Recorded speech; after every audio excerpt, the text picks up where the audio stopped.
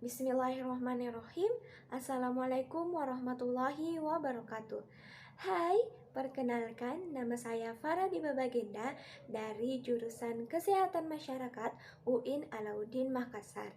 Adapun NIM saya 70 2001 2003 4. Nah, di sini saya akan menjelaskan apa-apa saja organ-organ yang berperan dalam sistem reproduksi pria. Secara anatomi, organ reproduksi pria terbagi menjadi dua, yaitu organ reproduksi eksternal dan organ reproduksi internal. Yang dimana organ reproduksi eksternal terbagi menjadi dua, yaitu skrotum dan penis. Sedangkan organ reproduksi internal terbagi menjadi tiga, yaitu testis yang menghasilkan sperma dan hormon. Yang kedua, kelenjar aksesoris yang mensekresikan produk esensial bagi pergerakan sperma. Yang ketiga, sekumpulan ductus yang membawa sperma dan kelenjar. Mari kita simak lebih rinci tentang organ reproduksi pria. Yang pertama, skrotum. Skrotum adalah pembungkus testis yang dimana penurunan testis ke dalam skrotum atau biasa disebut dengan descensus testicularum terjadi semenjak dalam kandungan.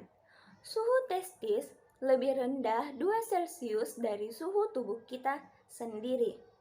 Adapun beberapa mekanisme untuk mempertahankan suhu testis, terdapatnya kelenjar keringat, terdapatnya plexus pemnifrom berupa anyaman-anyaman vena dari testis, terdapatnya otot dartos berupa otot-otot halus.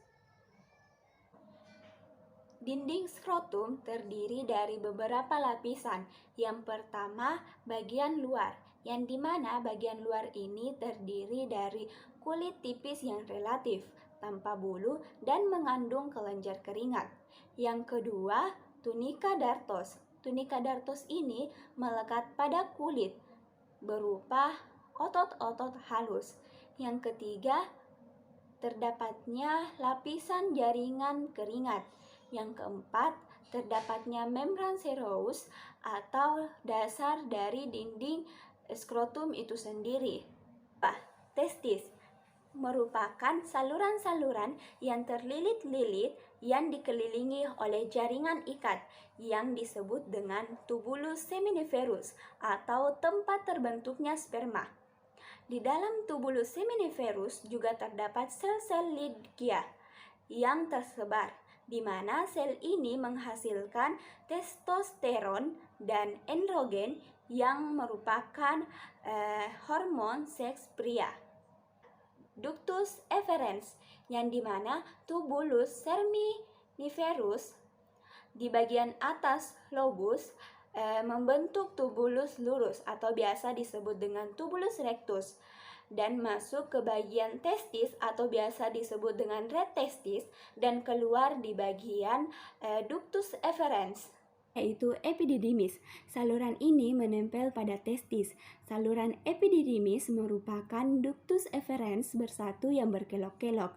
Sperma membutuhkan waktu 20 hari di epididymis yang panjangnya hampir 6 meter. Selama perjalanan sperma di epididymis, sperma berubah menjadi motil dan mendapatkan kekuatan untuk membuai.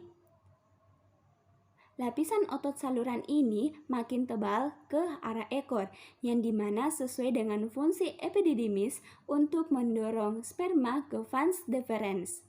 Itu vas deferens merupakan saluran yang berotot yang keluar dari ekor epididymis menuju uretra. Tetapi sebelum sampai di uretra terjadi yang namanya pelebaran yang disebut dengan ampula. Saluran ampula akan bersatu dengan saluran veika seminalis yang membentuk saluran kecil, yaitu disebut dengan ductus ejakulasi. Ductus ini masuk ke dalam protesta dan bermuara pada uretra. yaitu kelenjar aksesoris, yang dimana kelenjar aksesoris ini terbagi menjadi 3 bagian. Yang pertama, kelenjar vesicula seminalis. Kelenjar ini menyumbang 60% total volume semen. Cairan dari vesika seminalis mempunyai sifat kental kekuning-kuningan dan alkasi atau basah. Yang kedua, kelenjar prostat, yang dimana kelenjar pensekresi semen cukup besar, mensekresikan secara langsung melalui saluran-saluran kecil. Cairan ini mempunyai sifat seperti susu, yaitu cair, yang dimana terdapat juga sedikit asam, serta mengandung enzim antikoagulan dan sitrat. Yang ketiga, yaitu kelenjar bulboretralis atau biasa disebut dengan kapwer, yang dimana kelenjar ini secara langsung tidak terlibat dalam sekresi semen, merupakan sepasang kelenjar kecil, mensekresikan mukus bening dalam ejakulasi, gunanya untuk menetralkan setiap urin asam yang masih tersisa di dalam uretra. Penis.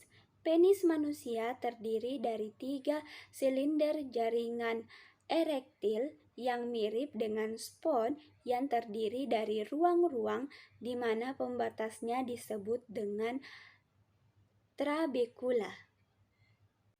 Mungkin hanya itu saja yang dapat saya sampaikan. Lebih dan kurangnya mohon dimaafkan. Assalamualaikum warahmatullahi wabarakatuh. Dah.